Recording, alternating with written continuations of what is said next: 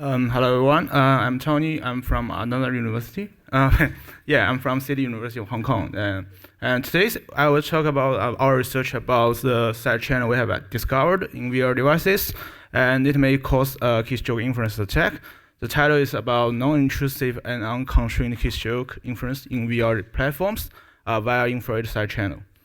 So VR devices as well as its applications has been widely deployed in many industries, including the immersive gaming, healthcare digitalization, online meeting, as well as the virtual tourism, as the industrial prototype design, as well as the real estate visualization. So the first question is about why should we care about the VR security?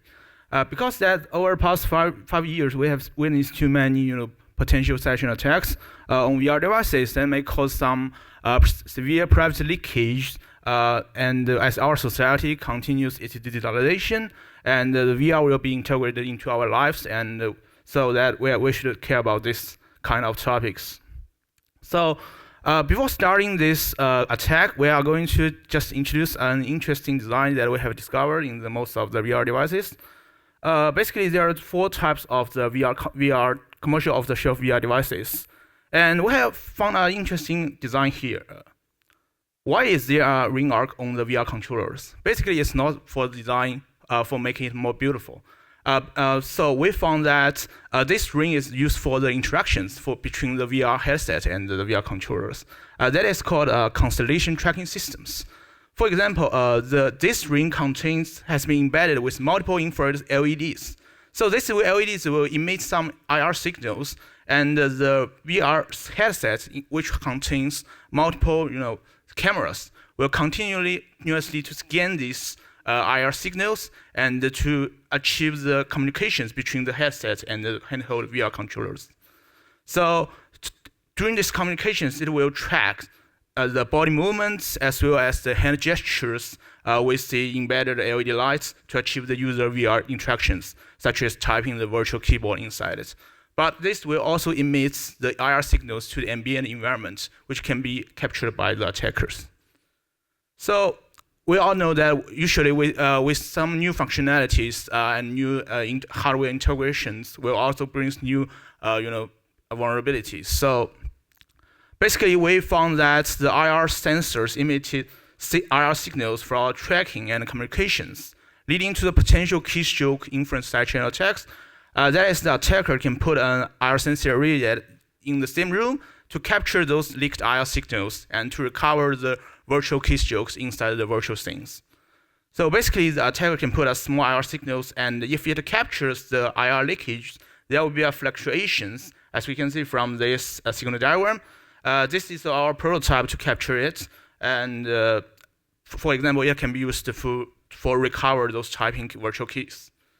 So basically, we propose a new attack called the VRecKey, where the threat model contains that it is an end-to-end framework to non-intrusively reconstruct those unconstrained virtual keystroke from the leakage of this infrared side channel. That we need no machine learning models, and it is totally model-free and can reconstruct open world keystrokes. Specifically, it contains 4 stages. And we also, to show its effectiveness, we also just propose 3 real-world attack scenarios. The first is the concealed attack, which means the attacker can hide the IR sensor array behind the glass door, which covers with a one-way film that can be not seen by the victim. The second attack is that the IR sensor array can capture those reflected IR signals from some glasses. And the last attack will be the low visibility attack, which means in the midnight or in some specific scenarios, there will be low visibility, so that those attackers use the cameras or other visual devices cannot be effective in this scenario. So basically, the first stage is that we have to just collaborate the coordinates between the virtual keyboard as well as the IR sensor array. So it is because usually the VR's keyboard is floating and which could have some orientations. So we use the variations in response time of the IR signals in one time frame to capture by multiple IR sensors to obtain the orientation angles and calculate the right coordinates to achieve the collaborations. And then we just project those typed keystrokes from the IR sensory plane to the virtual keyboard plane for coordinate collaboration.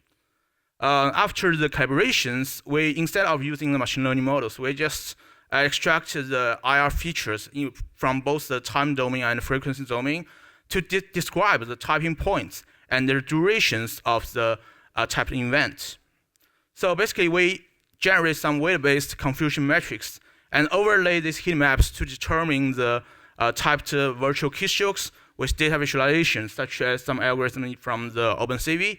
And to make it much more realistic, we found that basically the user can type the virtual keyboard through both of the controllers. So there will be some retentions we have to remove during this process to determine which controller is typing the virtual keyboard.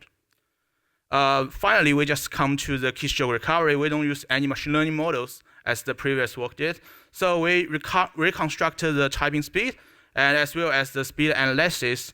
First, we just connected each boxes of the typing points together to obtain the keystrokes. And finally, we just estimated the typing speed of different users, and most of them at 0.15 seconds. And to make the output much more reasonable, that we leverage a zero shot prompt in the large language models to inspect the semantic and grammarly of the reconstructed keystrokes. But we also determine if it is a randomized password. If not, the large language model will be used.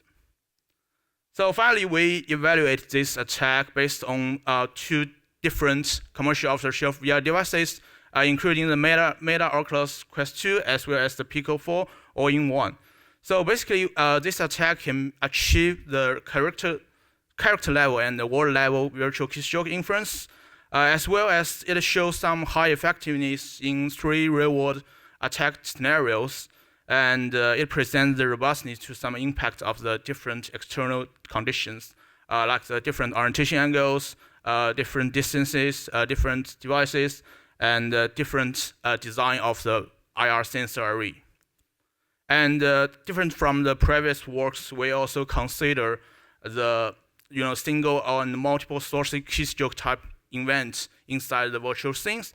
And we find, despite there are some variations when typing on both virtual VR controllers, our attack can still achieve over 80% attack success rate.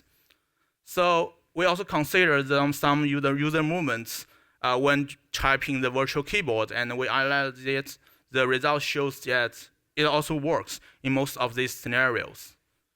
So to defend against this attack, we also basically propose some countermeasures.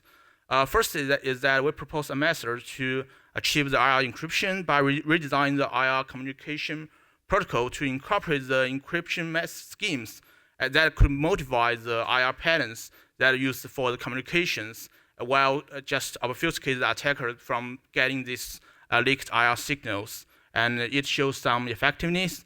The second is, of course, the classic one, that we can use some shuffling keyboards like the signal masking by changing the layout of the virtual keyboard, especially in some specific interface, such as the bank accounts, as well as when you're entering the password on some specific interface. But I have to mention that this method will reduce some usabilities inside the VR devices. So to conclude these papers, basically, our paper different from the previous VR study you have seen that published in recent 2 years in many top venues. We provide an orthogonal and non-intrusive and unconstrained, as well as the model-free sidechain attack based on the IR signal leakage from the VR controllers to infer the virtual keystrokes at both character and word level.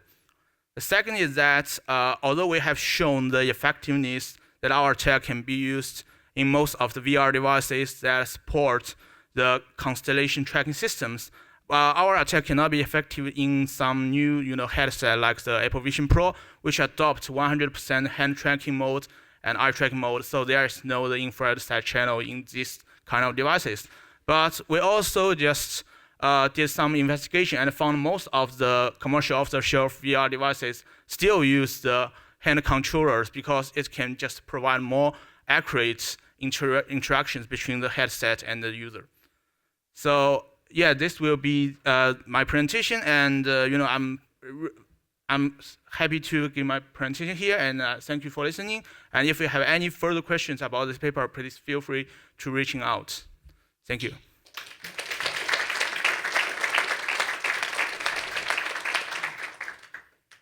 Okay, we do have time for questions. So as usual, if there's any question, please come up to the microphone. To start, I have maybe a small one. So how much, like in terms of cost for an attacker, does it approximately take for building such an IR reception array? Thank you. That's a very good question. Basically, our attack can, as I showed in the slides, can be effective at around 2 to 4 meters. And also, to build the IR sensor array, it depends on the specific attacking distances. And we try to adjust the distance between two neighbor IR sensors. We call it the cell width. And we adjust it to show some effectiveness in different settings. But if you just want a longer distance, a longer proximity, you have to have a longer cell width, which could increase the size of the whole IR sensor array and maybe raise the suspicions from the victim easily. Then first question over there. Thank you for the presentation. In the last slide, you mentioned like newest devices out there, such as Apple Vision Pro, rely on hand tracking and like pinching motion as controllers. So I'm curious to know, like, does IR signals exist from the head-mount display so that the user's head inputs can be recovered the same way as through the controllers? Okay, thank you for the question. Basically, the IR side channel only exists in those hand controllers embedded with IR LED lights to emit those IR signals. But for the Apple Vision Pro, it adopts only the hand tracking mode, use maybe 12 cameras to capture your hand movements as well as your gaze movements. So the interaction method will be different, and there will be no infrared side channel in that settings. Okay, thanks so much. Thank you for your question. Okay, then if there are no other questions, let's thank Tony again.